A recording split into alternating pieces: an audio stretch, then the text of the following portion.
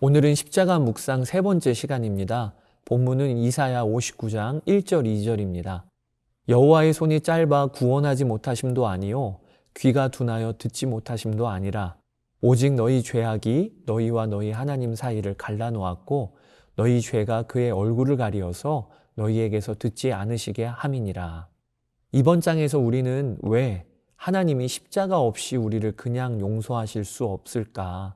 이 질문의 답을 찾고자 합니다. 프랑스의 한 냉소자는 선한 하나님은 나를 용서하실 것이다. 왜냐하면 그것이 그분의 일이니까 라고 기독교의 십자가를 조롱했다고 합니다. 여러분, 그런 생각이 있을 수가 있지요. 기독교의 하나님은 사랑의 하나님이시라며 그러시면 왜 굳이 아들을 죽이시면서까지 십자가를 통해 우리를 용서하셔?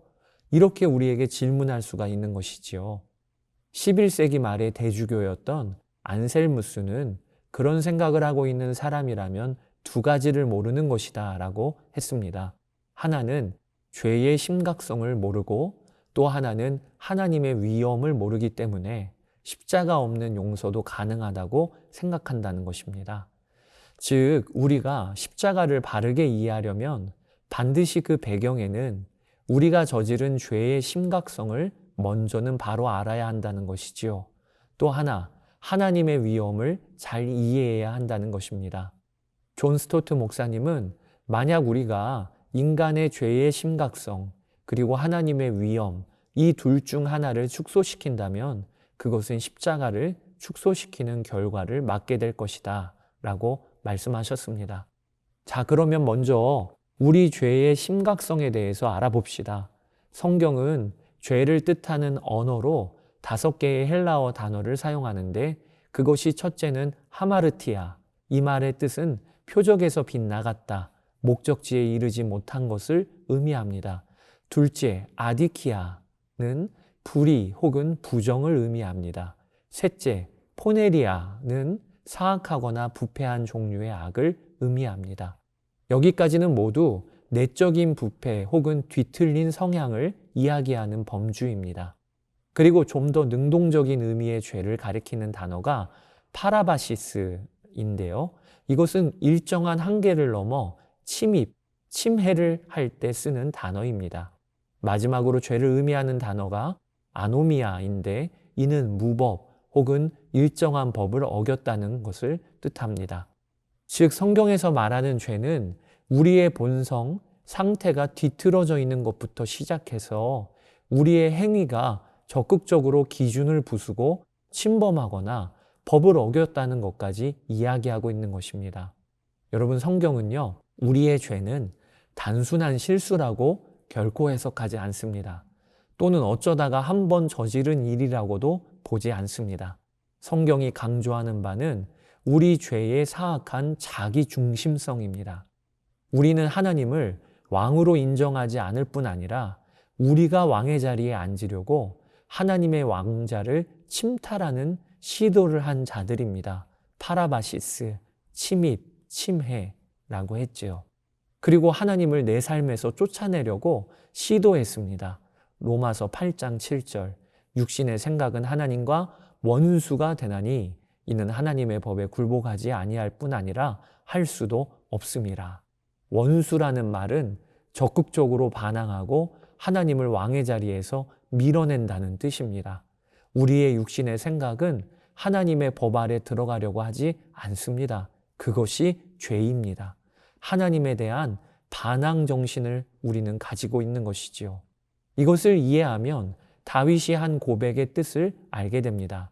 다윗은 밧세바와 간음하고 그 남편 우리아를 죽게 하였습니다. 두 사람에게 심각한 죄를 범한 것이지요. 그런데 그와 동시에 다윗은 이렇게 고백을 합니다. 시편 51편 4절에 내가 주께만 범죄하여 주의 목전에 악을 행하였사오니. 이것이 무슨 뜻입니까? 다윗은 알았습니다. 그는 밧세바에게 그리고 우리아에게만 범죄한 것만이 아니라 근원적으로는 하나님께 죄를 범했다는 것을 말입니다. 그는 하나님을 향해 반항했습니다. 왕의 자리에서 하나님을 내리고 내가 왕이 되어 내 뜻대로 살았던 것입니다. 그것이 간음과 살인으로 드러난 것이지요. 여러분, 우리는 실수한 자들이 아닙니다. 우리는 적극적으로 하나님을 향해 대적했습니다. 내가 내 삶의 왕이야. 그러니 하나님의 법을 멸시하고 조롱했습니다. 이것이 우리의 본성임을 성경은 폭로하고 있습니다. 그리고 그에 대한 책임이 나에게 있음을 밝히고 있습니다. 죄를 범한 것이 내가 의도한 것이 아니고 휩쓸려서 어쩔 수 없이 저지른 것이라면 책임이 나에게 있지 않거나 적을 수도 있겠지요. 그러나 죄를 범한 것이 전적으로 내가 의도를 갖고 열정을 갖고 적극적으로 행한 것이라면 그러면 죄에 대한 책임은 온전히 내가 갖고 있는 것입니다. 그러므로 죄에 대한 형벌도 내가 받아야 마땅한 것입니다.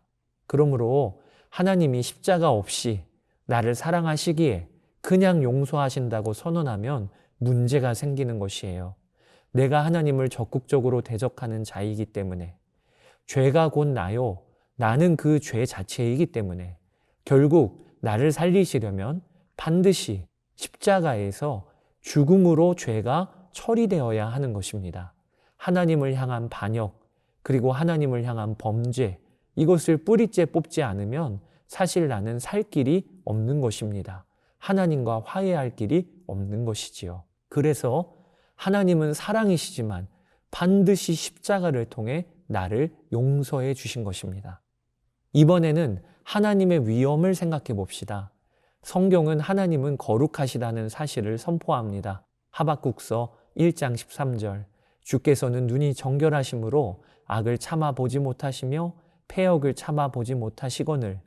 또 그분의 거룩함 때문에 우리의 죄가 하나님과 우리의 사이를 갈라놓으며 기도를 들으시지 못하도록 한다고 증거합니다. 이사야서 59장 1절 2절, 여호와의 손이 짧아 구원하지 못하심도 아니요 귀가 둔하여 듣지 못하심도 아니라 오직 너희 죄악이 너희와 너희 하나님 사이를 갈라놓았고 너희 죄가 그의 얼굴을 가리어서 너희에게서 듣지 않으시게 함이니라. 이렇게 하나님은 거룩하시기 때문에 하나님은 악에 대하여 그냥 넘어가실 수가 없으시다고 성경은 선포합니다. 여러분, 일본이 독도를 우리 땅이라고 주장하면 우리는 분노하죠. 왜냐하면 진리를 왜곡하고 있기 때문에 말이죠. 마찬가지로 하나님의 공의는 죄에 대해서는 진노로 반응이 되는 것이 당연합니다. 하나님은 십자가에서 죄에 대하여 진노하셨습니다.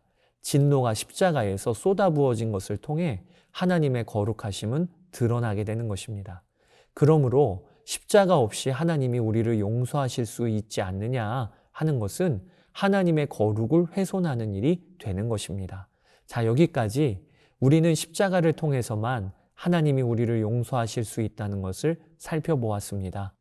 우리가 지은 죄의 심각성은 그냥 용서하실 수가 없는 것이고 죽음을 통해서만, 합당한 죄의 형벌을 통해서만 용서하실 수 있음을 살펴보았습니다. 또한 십자가에서 쏟아부어진 하나님의 진노는 하나님의 거룩하심을 드러내는 것임을 살펴보았습니다. 만약 우리가 죄를 하나님에 대한 적극적인 반항이 아니라 어쩌다 보니 저지른 실수로 해석한다면 그러면 십자가는 굳이 불필요해집니다. 또 하나님을 분노하시는 분이 아니라 관대하신 분으로만 해석한다면 그때도 십자가는 불필요해집니다. 이러한 시도들은 하나님의 자리에서 그분을 끌어내리려고 인간이 그 보좌에 앉으려는 시도에서 나온 것이라 존 스토트 목사님은 말씀하고 있습니다. 그렇게 죄의 심각성을 희석시키고 하나님의 위엄을 낮추면 그러면 십자가만 불필요하게 만들고 끝나는 것이 아니라 하나님과 인간 모두의 지위는 격화된다라고 책은 기록합니다. 사랑하는 여러분, 우리는 십자가를 통해 용서받았습니다. 우리 그리스도인의 삶은 십자가에서 시작되는 것이고 십자가를 중심으로 사는 것입니다. 오늘 십자가를 통해 나의 죄의 심각성을 묵상해 봅시다. 아울러 십자가를 통해 하나님의 거룩하심을 깊이 생각해 봅시다. 오늘도 십자가로 나아가 하루를 사시는 여러분 되시기를 축복합니다. 감사합니다.